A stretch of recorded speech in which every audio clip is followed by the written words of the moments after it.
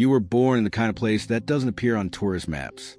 The south side of Chicago, where the wind off Lake Michigan doesn't feel like freedom. It feels like a warning. A place where the corner stores are bulletproof behind plexiglass, where the ambulances learn fast which blocks aren't worth the risk, where the streetlights flicker like they're afraid to see what happens underneath them. Your mother was 17 when she had you and gone by the time you were 4, swallowed by the pipe and the bottle and whatever came after that. Your father was a name on a court document and a pair of Air Jordans left by the door one morning that were never claimed. You grew up in the system. Group homes that smell like industrial bleach and broken promises. Foster placements that lasted 3 weeks before the family decided you were too quiet, too watchful, too much. Because you watched everything. While the other kids in the group home chased each other to the parking lot, you sat on the concrete steps and studied. You watched how the corner boys signaled each other. When a squad car rolled through, you watched how the older men read a stranger's body language before deciding whether to nod or look away. You learned the geography of danger the way other kids learn multiplication tables. Automatically, instinctively, like breathing. You were 11 years old, and you already understood that survival in the city was not about being the strongest. It was about being the most invisible. But invisibility has a price. And on the night of your 14th birthday, no cake, no candles, just a flickering TV in a group home on Racine Avenue. The price came to collect. 3 men in a black Escalade with tinted windows and no plates. They didn't knock. They didn't ask. One of them looked at you with the flat, professional eyes of a man who had already made a decision before entering the room and said 4 words that rearranged the architecture of your entire future. You're coming with us. You didn't fight. You had already learned that fighting the inevitable is how amateurs die young. They took you to a warehouse in Cicero, past the railroad tracks, past the city's last pretense of order. Inside, 47 other boys your age sat on the concrete floor in rows, all of them wearing the same expression. The particular blankness of someone who has just understood that the world they knew no longer exists. A man the size of a refrigerator, with a neck like a hydraulic press and a scar running from his left ear to his jawline, walked the length of the room and told you without sentiment that you now belonged to the organization, that you would train for 6 months, that those who completed the training would become assets, that those who didn't. He paused and let the silence do the rest of the work. The training was not designed to build soldiers. It was designed to dismantle human beings and reassemble them as instruments. You ran 5 miles through the pre-dawn cold of the Chicago winter, your lungs burning like wet paper, the frost biting through shoes 2 sizes too small. You learned to pick locks in the dark, blindfolded, with your hands shaking from cold. Because a trainer said a man who can only work when conditions are comfortable is a liability, not an asset. You memorized the floor plans of federal buildings, police precincts, corporate towers. You learned the specific pressure required to compromise a man's consciousness without killing him, applied here, on the carotid, for 7 seconds, no more, no less. You learned chemistry from a man who had once worked for a pharmaceutical company in Downers Grove before his particular skills attracted a different kind of employer. You learned that the human body is not a mystery. It is a system, and every system has failure points. And somewhere in the 4th month, in the middle of February night, so cold the metal of your bunk burned your fingers, you reached inside yourself looking for fear and found nothing. You reached for grief and found nothing. You reached for the boy from the group home on Racine Avenue and found that he was already gone. You didn't mourn him. You had work to do. In the decade that followed, you became something that didn't have a clean name in the organization's hierarchy. Not a soldier, not an enforcer, something more precise than both. You and your 3-man unit operated exclusively on contracts that required what the organization's leadership called surgical inevitability. Outcomes that left no forensic signature, no witnesses, no narrative for law enforcement to build a case around.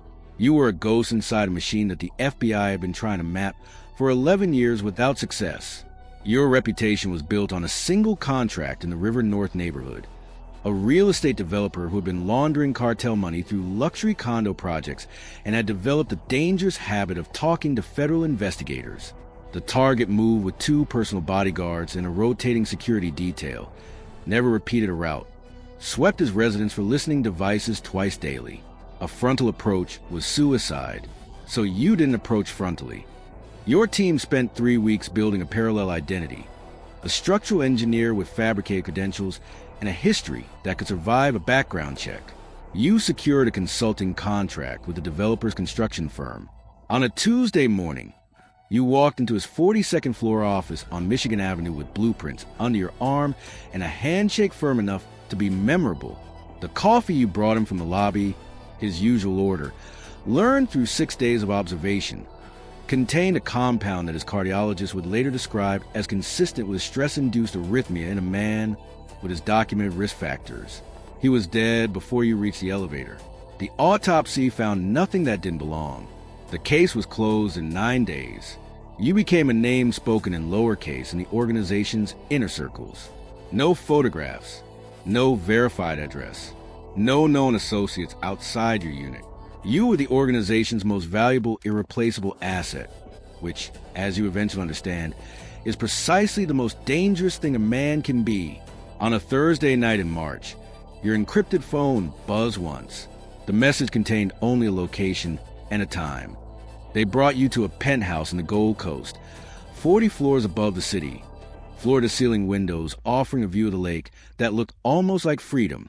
3 men sat at a glass table, men you recognized by reputation but had never met in person, men whose names appeared in sealed federal indictments as unidentified subjects.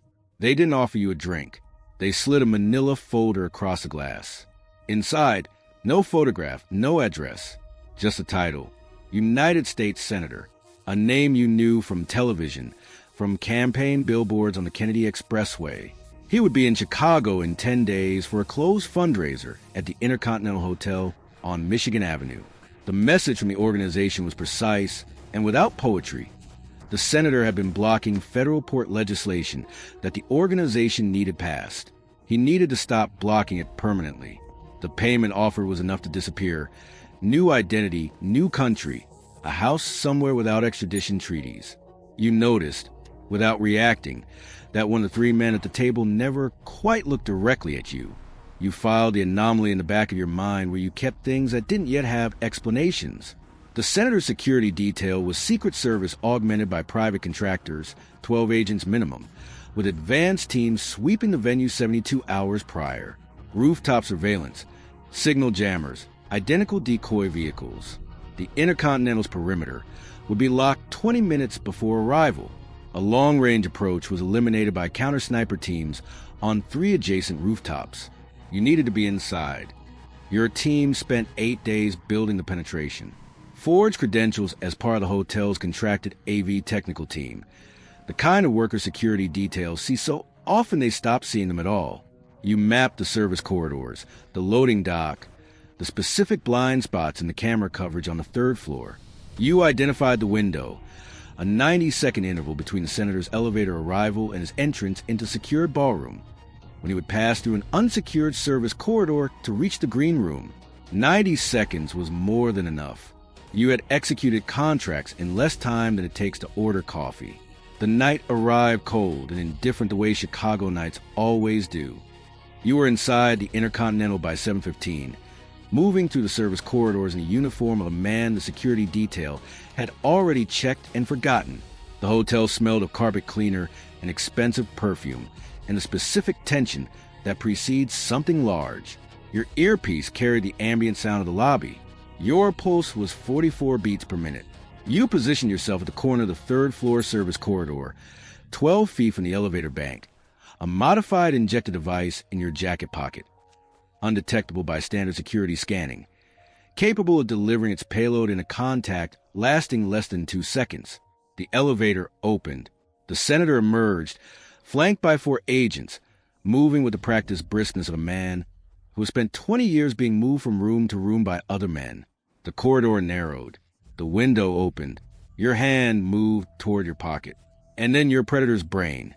The instrument built over 20 years of professional paranoia, registered the anomaly before your conscious mind could name it. The agent at the senator's left rear position was not scanning the corridor ahead. He was looking directly at you, not the casual surveillance sweep of a professional doing his job. A fixed, pre-targeted look. The look of a man who arrived knowing exactly where you would be standing. His hand moved to his earpiece. From the ceiling above the elevator bank, 2 red laser points appeared, not positioned on the senator, positioned on your chest. The corridor contracted to a single terrible clarity. The contract was theater.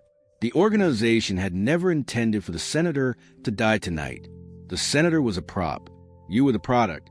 Somewhere above you, in a deal made in a room you were never invited to, your organization's leadership had negotiated with the Department of Justice. Surrender their most wanted unidentified asset in exchange for 18 months of federal non-interference with their poor operations. You were the ghost they had finally decided to sell, not because you had failed, because you had succeeded so completely that you had become a liability too large to manage and too valuable not to trade. You were not the hunter. You were the offering. The first laser found your sternum. Your hand changed direction before the decision reached language. The fire suppression canister you had taped to the underside of the corridor's utility shelf, placed there on your 3rd reconnaissance visit, 3 days prior, because you had learned to prepare for outcomes you hoped would never arrive, detonated. White fog consumed the corridor in 2 seconds. Shouting, the senator hit the floor by reflex of his detail. Boots on marble, weapons drawn, voices layering over each other into chaos. You were already moving. Service stairwell. For flights down, a federal contractor came through a door fast and got his larynx compressed a mistake. A second agent rounded the corner of the parking garage ramp and found your elbow before he found his radio. You were in a black Honda Accord registered to a shell company that existed only on paper.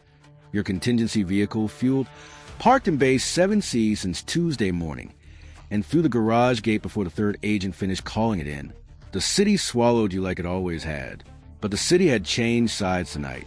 2 unmarked federal Suburbans picked up your tail on Lower Wacker Drive, moving fast and professional, no sirens, just pursuit. The first one tried to box you against a concrete barrier on the on-ramp to 90 East, a clean technical maneuver that would have worked on almost anyone else.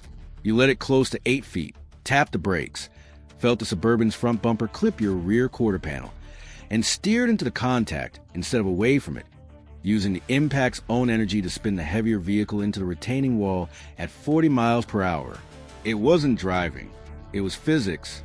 The second Suburban followed you into the tunnel on Congress Parkway, where the lights are weak and the cameras have coverage gaps your team had mapped 18 months prior on an unrelated contract. You cut your headlights for 4 seconds of genuine darkness, hit the emergency brake, rotated the car 180 degrees, and drove back to the darkness toward the Suburban's headlights. Their driver had a half second to understand what he was seeing. 3 shots through your own windshield. The Suburban veered left and found the tunnel wall at speed, the sound of it enormous and final in the concrete space. You drove the Accord to the industrial canal off Kedzie Avenue, where the water is the color of old iron and the nearest camera is 6 blocks away. You watched the car sink with the professional detachment of a man completing a task. The water closed over the roof and the evidence and the last physical evidence of the night's events. The rain came in off the lake the way it always does in March, sideways, cold, without apology.